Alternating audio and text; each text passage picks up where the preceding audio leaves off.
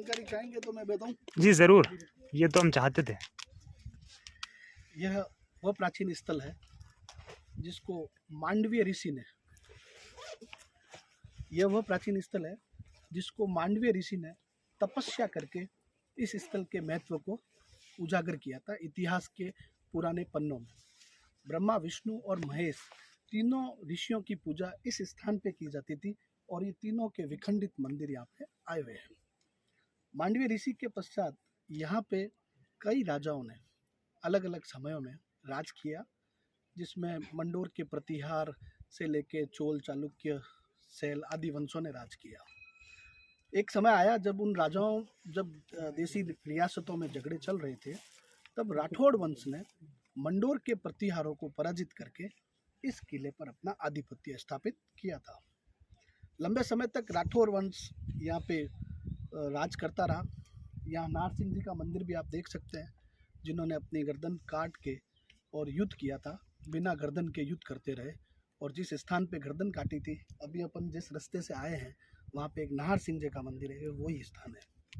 Plan change हुआ, एक नए किले बनाने की योजना बनी, तब यहाँ से मेहरानगढ़ दुर्ग बनाने का निश्चय किया गया।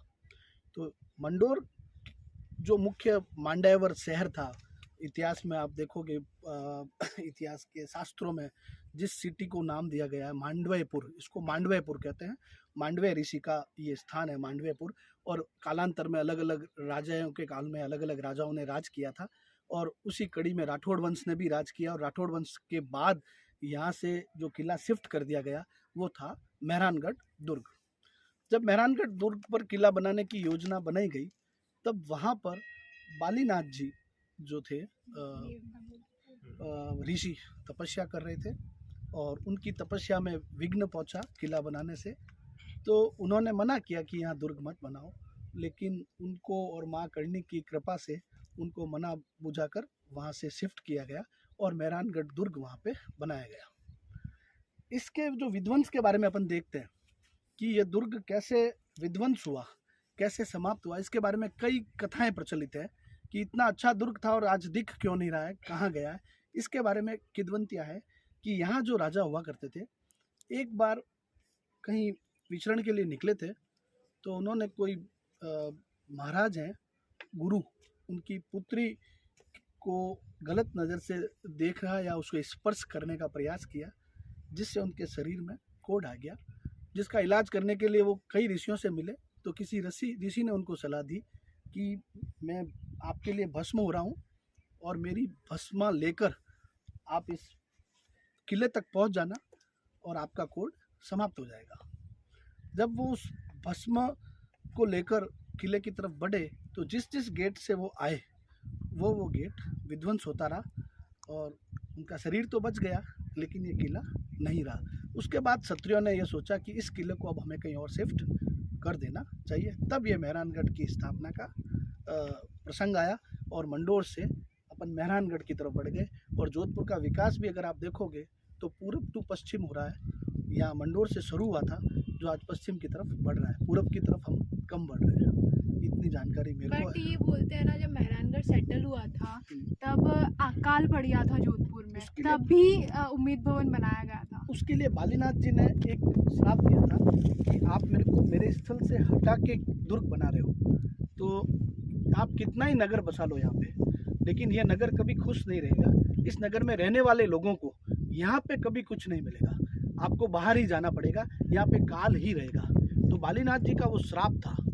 तो बालीनाथ जी का श्राप और दूसरी तरफ राजा महाराजाओं का जो स्वयं का आत्मसम्मान, दोनों टकरा रहे थे। तो उस आत्मसम्मान को रखने के लिए राजाओं की पीढ़ियों ने कोशिश की कि जोधपुर के लोग जोधपुर से पलायन नहीं करें और जोधपुर में ही रहे। तो उनको जोधपुर में ही रखने के लिए खाना और रोजगार देने के लिए उम्मेद भवन पैलेस बनाया गया। और एक लंबे टाइम पीरियड पर महाराजा साहब ने अपना जो भी धन था सब उसमें खर्च करके और उम्मेद भवन इसलिए बनवाया ताकि जोधपुर के लोगों का पालन पोषण हो सके और यहाँ अकाल नहीं पड़े, और अकाल हो तो भी लोगों का जीवन यापन चलता रहे। तो उम्मेद पैलेस उसी श्राप के कारण रोजगार उपलब्ध कराने के लिए बनाया गया था, ताकि जोधपुर के लोगों को रोजगार मिले। और जोधपुर मुख्यतः पत्थर का व्यवसाय है जोधपुर में, पत्थर ही यहाँ पे उत्पादन होता है, पत्थर की गढ़ाई होती है और पत्थर के ही निर्माण होता है और पत्थर का ही एक्सपोर्ट होता है। तो उन पत्थरों को रोजगार का इश्यू बनाते हुए और उन पत्थरों से लोगों को जोड़ते हुए उम्मेद भवन का एक शिल्प रचना यहाँ पे की गई। ये महत्वपूर्ण बात है। सर ये जब ये किला जब था, मेहरानगढ़ नहीं था, तो उसका क्या टाइम पीरियड रहा होगा?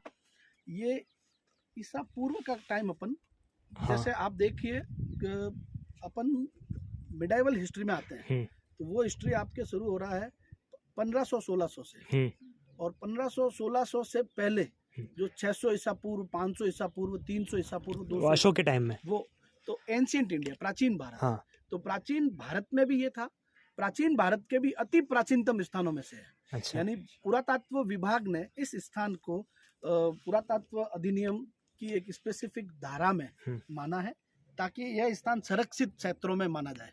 तो इस स्थान का महत्व इंडियन जो पुरातात्विक विभाग है उसने प्राचीन माना है। तो इसकी प्राचीनता अगर अपन यहाँ के रिकॉर्ड से भी देखें तो मांडवे ऋषि जो अपन कहते हैं जिनके नाम से मांडवेपुर है, तो ये रामायण काल का है।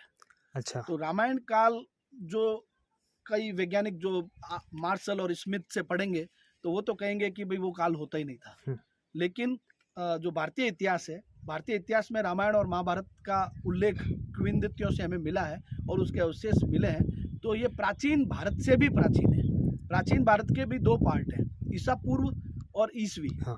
तो ईसवी और ईसा पूर्व में तो था, लेकिन ये उससे भी पूर्व का स्थान है जब जिस समय रामायण युग कहते हैं, रामायण और महाभारत युग की ये स्थान है, क्योंकि महाभारत युग के भीमभड़क भी यहीं पर मौजूद है, वो कायलाना के ऊपर जाते हैं। तो और जो मंडोत्री की जो चवरी जहाँ पे रावण और मंडोत्री का विवाह हुआ था वो स्थान भी यहीं पर मौजूद है।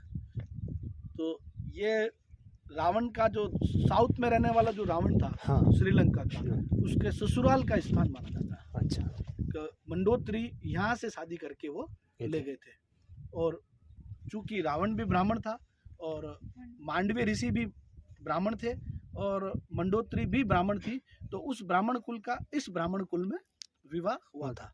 जब ये किला खत्म हो गया उसकी क्या टाइम पीरियड था?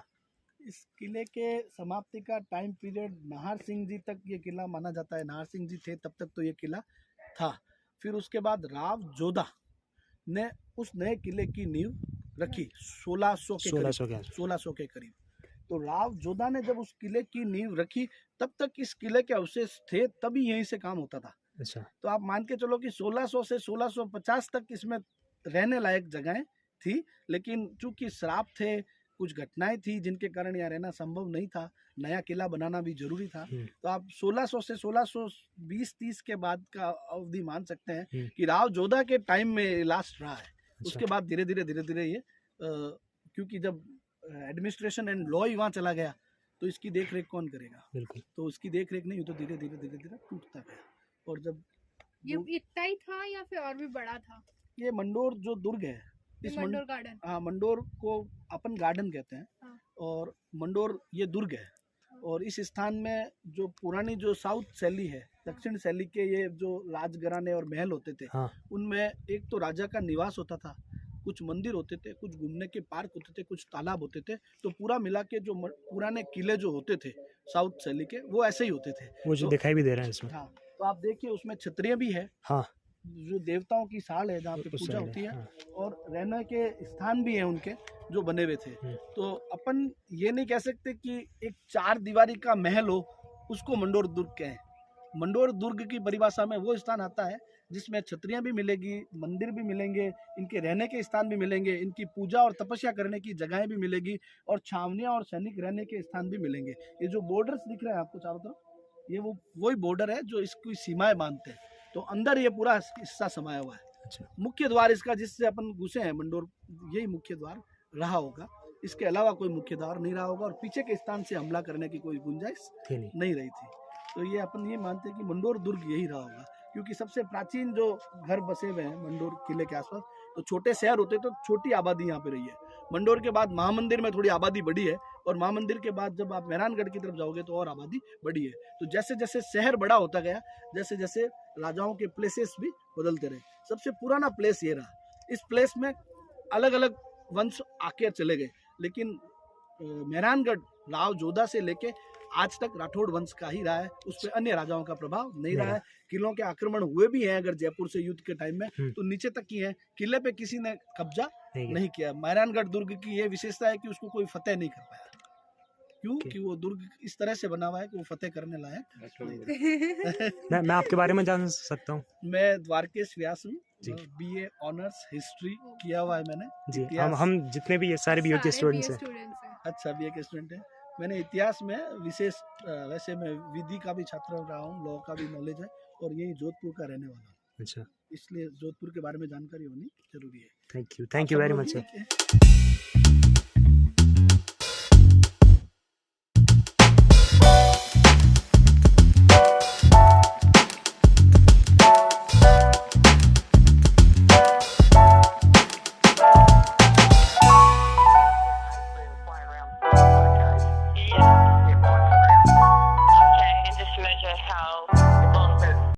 तो आज हम जिस जगह पर गए थे उसका नाम है मंडोर। जोधपुर में जितने भी लोग रहते हैं, जितने भी लोकल्स हैं यहाँ के, वो मंडोर को बहुत अच्छे से जानते हैं। मैं भी पहले कभी गया हुआ हूँ, 1-2 बार तो मैं भी गया हूँ। आज हमारा प्लान कहीं और जाने का था, किसी और जगह पर वो कैंसिल हो गया, और हमने फिर सोचा कि पूरा ही प्लान कैंसिल करने से अच्छा है कि कहीं जाके आते हैं, कहीं घूम के आते हैं। मुझे भी व्लॉग बनाना था, तो हमने चूज़ किया मंडोर। हम गए, हमने घूमा मंडोर पूरा, और उस जगह के ऊपर भी कुछ जगह है, मतलब थोड़ा सा और ऊपर चढ़ते हैं हम, तो वहाँ पर एक जगह है जहाँ का वीडियो आपने देखा। वहाँ पर जब हम गए, हालांकि मैं उस जगह का वीडियो सही से नहीं बना पाया, तो मैंने ये सोचा कि मैं यहाँ पर अगली बार फिर आऊँगा और इस जगह को पूरी अच्छी तरीके से जानकर, इसकी रिसर्च कर जो भी आपने जो सर हमको मिले थे, उन्होंने जो बताया, उस सारी चीज़ों की रिसर्च कर मैं फिर वहाँ जाऊँगा, और यही जो मैंने नाम रखा है, इसी के आगे पार्ट 2 लिखकर वो वीडियो अपलोड करूँगा। तो ये मेरा वादा है आपसे कि मैं एक और वीडियो लेके आऊँगा जो मंडोर पे ही होगा, पर वो सही तरीके से बना होगा। हालांकि आज हम बस मटर गश्ती ही कर रहे थे, तो व्लॉग एक नॉर्मल व्लॉग की तरह बना, वो कुछ ज्ञानपूर्वक चीज़ों वाला व्लॉग नहीं बन पाया। तो वो मैं बनाऊँगा ज़रूर, वो अलग ही होगा। तो आज का व्लॉग इतना ही था, हालांकि मुझे वहीं पर ख़त्म करना था इस व्लॉग को, पर मैं नहीं कर पाया। सब घर चले गए थे अपने अपने बहुत जल्दी। मैंने सोचा सबके साथ में मैं एंड करूँगा, पर नहीं हो पाया किसी वजह से। कोई बात नहीं, अभी एंड कर लेता हूँ इस व्लॉग को। तो खुश रहें, खुश रखें, औरतों का सम्मान करें। Good bye.